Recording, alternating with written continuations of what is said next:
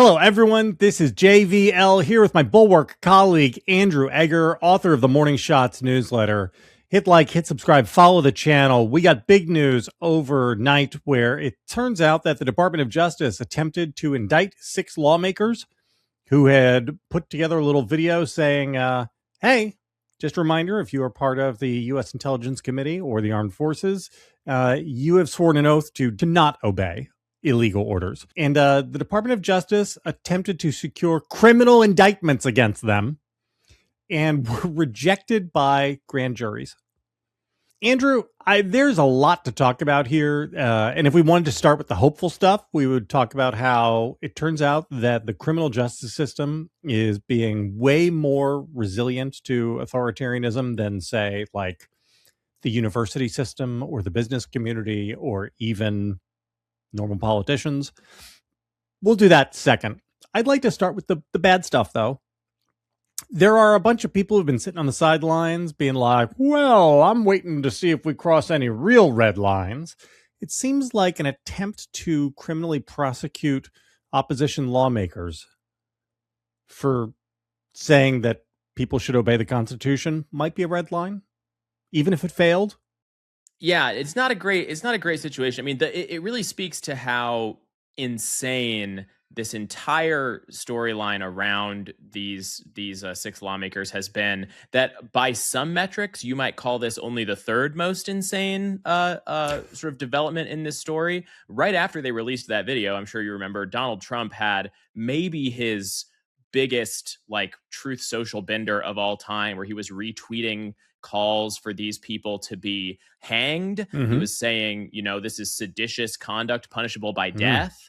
And then shortly thereafter, we got Secretary of Defense Pete Hegseth promising to open military investigations into some of these people with the possibility of a court martial. Yeah. And so this is like the civilian Justice Department, Donald Trump's mooks in the civilian justice system taking their bite at the apple, also coming up pretty short here with the involvement of a grand jury. I know you want to focus on the bad stuff first. The one thing that really has struck me about this just real fast is like any institution that like has business before the president has been cowing and cucking all along. And it really is just this one. I mean, like, what a great system juries are, right? Just like a random representative sample of schmoes who it turns out have more courage than like any elite institution that you might name right now. Same thing with the people of Chicago. Same thing with the people of Minneapolis. It turns out that normal Americans are the ones with guts. Not to jump ahead. We can do all the dark, dour stuff first. No, so let's do the dark and dour stuff. I'm a little concerned that nobody is freaking out about this morning. Like, the news came out, and the general reaction seems to be, they didn't actually get indicted, so no harm, no foul. I think that's wrong. That might be the reaction if it was like, well, he's just tweeting about trying to prosecute them. He didn't actually try to prosecute them, right? That would also be bad. Again, that's like just the world we live in now, where having the president of the United States talk about hanging people is now like, well, he didn't really try to do it. Are you as freaked out as I am? Because I feel like this is a giant red line being crossed, and the fact that the jury didn't go along with it doesn't make it better. 100% it doesn't make it better. And it makes it clear that, the president is not learning any lessons from, for instance, his failure to get criminal charges to stick against James Comey or against Letitia James. I mean, like, this is a guy who's going to push every button on the dashboard to punish his enemies every time he can. He's got a whole apparatus of mooks who are willing to help facilitate those. And we're just past the point of internal checks on this stuff. And that's what's new, is like every kind of yanking of the reins or pressing of the brakes on any of this stuff is coming from outside the system. It's coming from the moments where the Justice Department needs to go before a grand jury or needs to go before an outside judge or a criminal jury and prosecute this case and get their buy-in on these things. But that's not everything in this government, right? I mean, that's it. When it comes to the criminal justice system specifically, we have a lot of stuff baked in because praise the Lord, the founding fathers and all the people since then have had a healthy cynicism about what governments might try to do to their people at various times, and they've created these sorts of pressure valves and things that are proving very helpful right now. But at the same time, we have a lot of stuff that's baked into the system that does not at all, assume that everybody who is always wielding power will be doing so in at least a roughly honorable way, or a first approximation of honorable behavior, or that there will be political checks on this stuff. Like, for instance, I mean, just the law that they were trying to prosecute these guys under. I mean, it's this statute that basically makes it a crime to like hurt the morale of the armed forces in some way. And I'm sure when you pass a law like that, I mean, there's all sorts of things that could imaginably be described as speech that hurts the morale, or like the good discipline of the U.S. Armed Forces, that is obviously legal, obviously protected. So the fact that this exists under federal law carries with it remarkably optimistic assumptions about the way that the various U.S. attorneys will use these sorts of statutes. And what we have seen from Donald Trump over and over and over again is that any law or any regulation that was passed with sort of the assumption in mind that like, oh, and this will be used sort of in an honorable way, he has repeatedly, just been willing to try to strain it to the breaking point.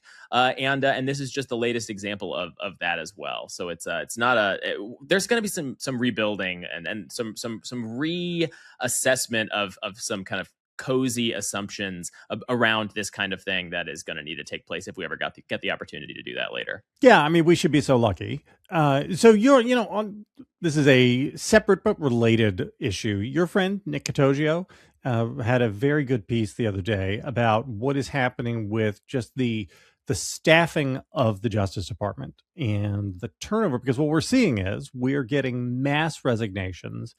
I think it's like 14% of the attorneys have left already after 1 year. And it's just because they're lawyers who simply refuse to do the illegal things or immoral things that the administration is demanding that they do. We had more of them happening in Minneapolis over the last week.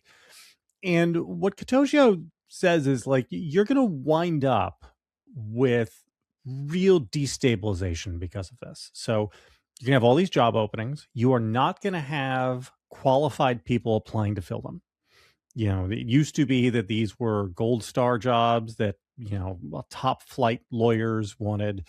That's not going to be the case. You're going to get your Ave Maria Law School. I just want to go and be part of MAGA showing up. People who just aren't very bright.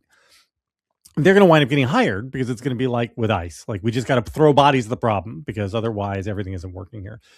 And you're then going to have two big problems, Catoggio argues. The first is that the government is going to get very bad at prosecuting crimes. And this is a good thing if the crimes it's prosecuting are against opposition political figures. We would like them to be bad at that. But it's not a good thing if they're prosecuting crimes against criminals.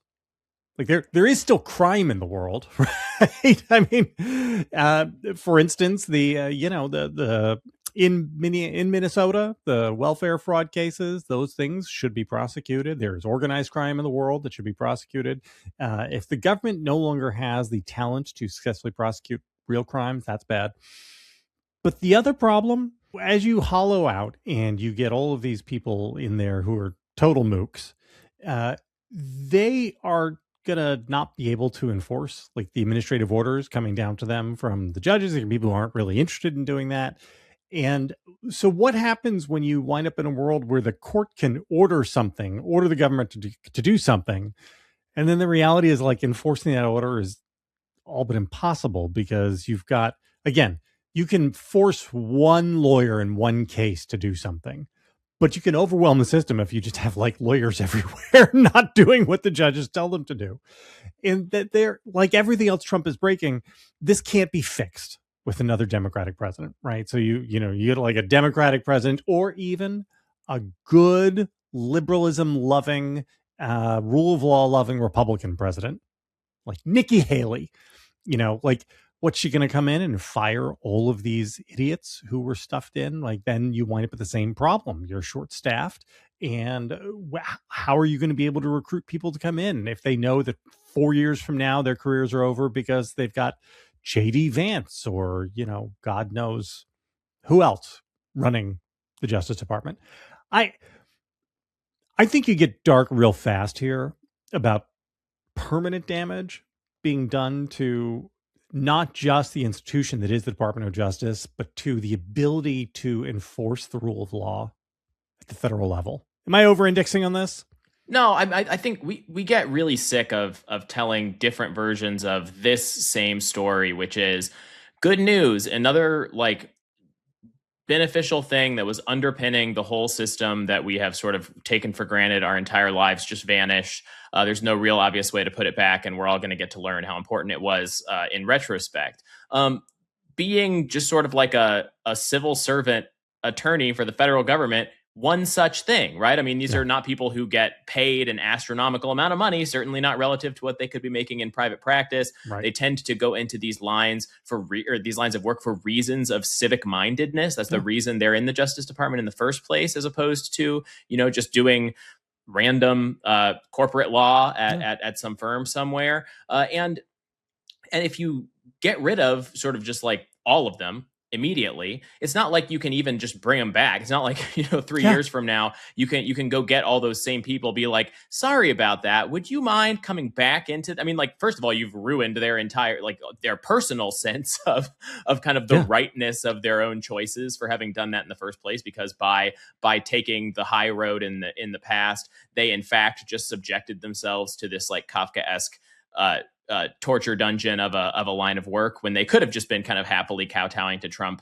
in white shoe law or something like that. The other element of it all is that in the meantime, it becomes difficult to tease out what is malice and what is incompetence, right? Like when you have this system that has been just kind of a well-oiled machine that has functioned, you have all these people who are in there for good reasons, who want to hold the law up and who are determined to do that on kind of a professional level. Like, you can see the departures from that system happening in real time because they're resigning, and because the Justice Department is openly out here advertising, hey, if you really love Trump and have a law degree, please come work for us. Like, this will be great if you would do that. We need some assistant U.S. attorneys real badly, and they're posting on X about all this. And this is all visible stuff, right?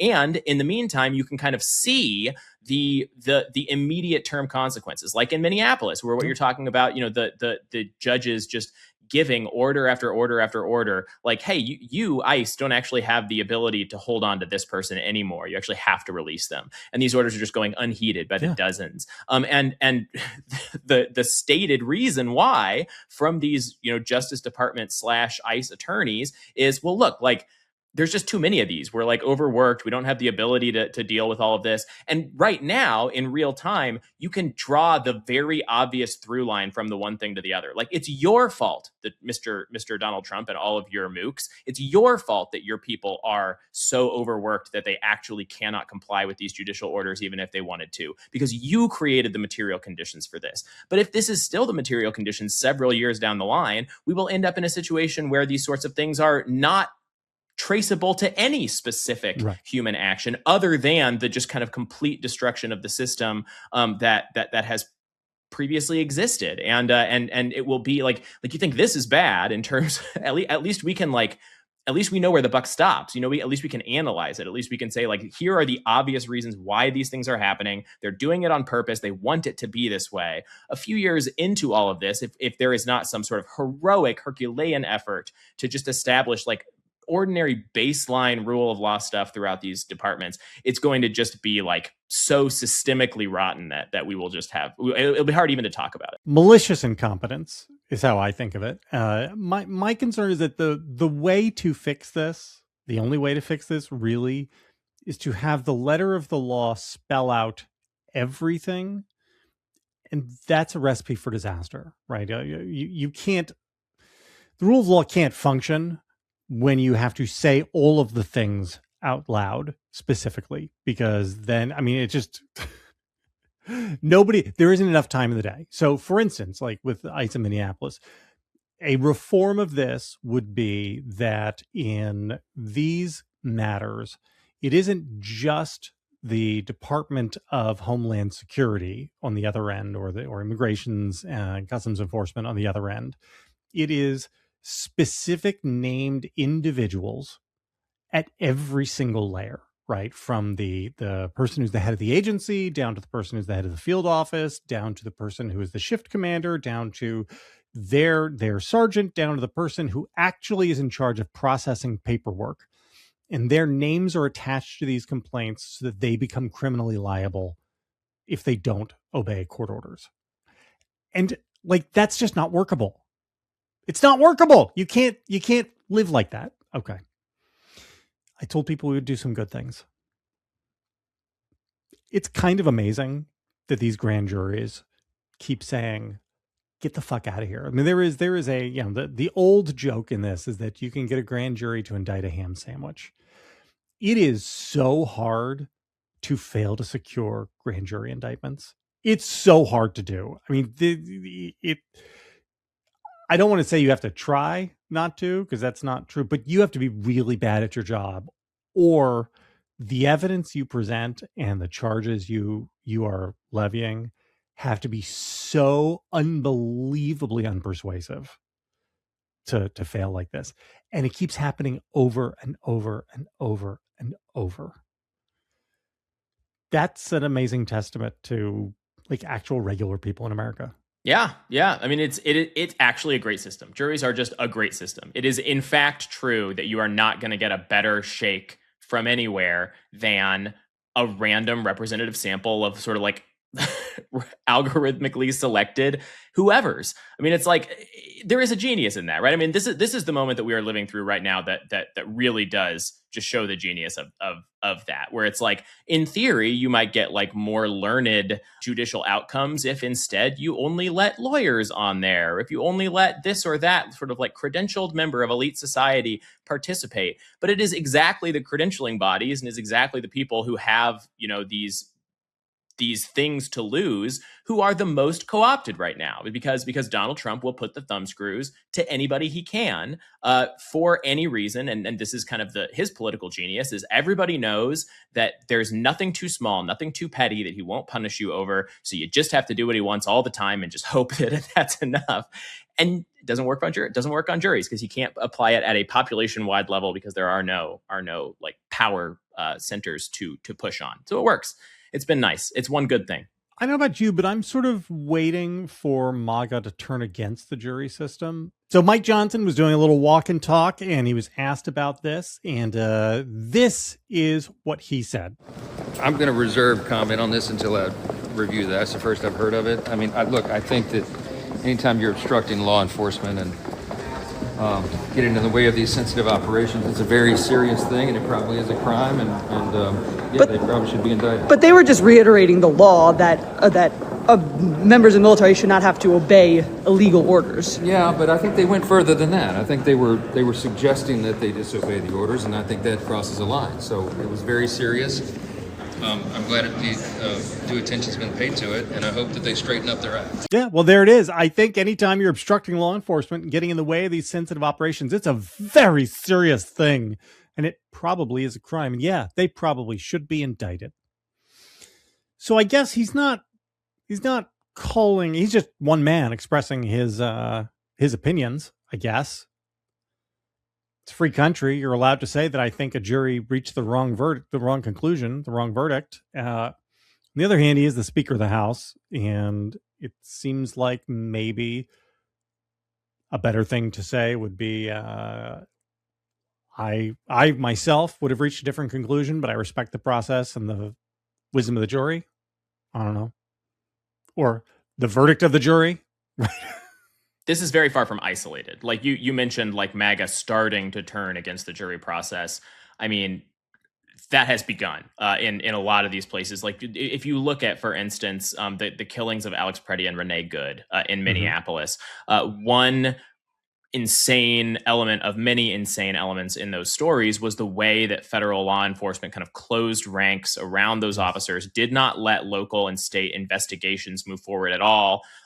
We later found out unsurprisingly, that in addition to that, the federal government was spiking its own internal investigations into those shootings, and forbidding normal forensic analysis to go forward of what had happened. But I talked to MAGA friends of mine who work in the government, who just had a very different take on that whole thing than I did. So much so that I felt like I was going insane at times. But this was one of the elements, was like, well, look, I mean, don't we actually have a good system for going forward? These shouldn't the state investigation, the local investigation, be able to go forward? Shouldn't charges be able to be brought if they are warranted in these killings? Wouldn't a jury be the best forum to tease these things out with evidence presented on both sides? And pretty uniformly, the response is, oh yeah, like an ICE agent could get a fair jury trial in a blue city. Well, sorry. Most people live in cities. That's where a lot of the crime happens. There's jury trials there too.